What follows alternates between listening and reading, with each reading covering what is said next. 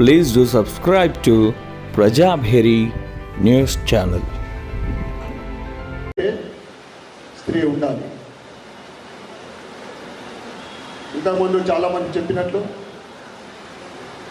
ఎక్కడైతే స్త్రీ గౌరవించబడుతుందో అక్కడ సకల దేవతలు నిలయమై ఉంటారని మన పెద్దలు చెప్తా ఉంటారు.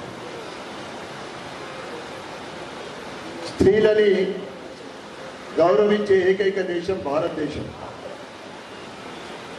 ఈ దేశాన్ని కూడా మనం భారతదేశం అని చెప్పుకుంటాం. భరతమాతగా మనం చెప్పుకుంటూ ఉంటాం. ఒకప్పుడు స్త్రీలంటే వంటింటికి పరిమితమై ఉంది. ఈరోజు అనేక రంగాల్లో ఇది అది కాకుండా అన్ని రంగాల్లో కూడా స్త్రీలు ప్రముఖ పాత్ర వహిస్తూ ఉన్నారు. అదేవిధంగా మీ అందరికీ తెలుసు, అనేక మంది స్వతంత్రం కోసం దేశం కోసం పోరాడిన స్త్రీమూర్తులు మనకు ఝాన్సీ లక్ష్మీబాయి కానీ రాణి రుద్రమ కానీ మనందరికీ కూడా స్ఫూర్తిదాయకం.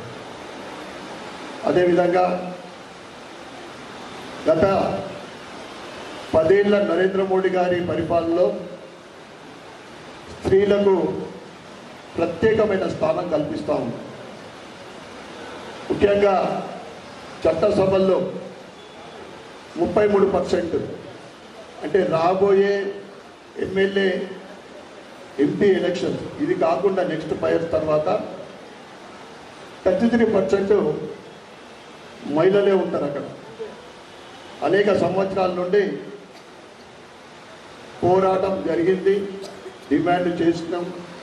అది నరేంద్ర మోడీ గారు దానికి ఆమోదం తెలిపి ముందుకు సాగుతూ ఉంది. అంటే బీజేపీ ఓవరాల్గా స్త్రీలకు పెద్దపీట వేస్తూ ఉంది. ఎందుకంటే సామాన్య గిరిజన ఆదివాసీ ద్రౌపది ముర్ము ఈరోజు భారతదేశానికి రాష్ట్రపతి. చాలా చక్కని సందేశం ఇచ్చారు. స్త్రీ లేనిదే జననం లేదు, స్త్రీ లేనిదే గమనం లేదు, స్త్రీ లేనిదే మన జీవనం లేదని చాలా చక్కని సందేశాన్ని ఇస్తూ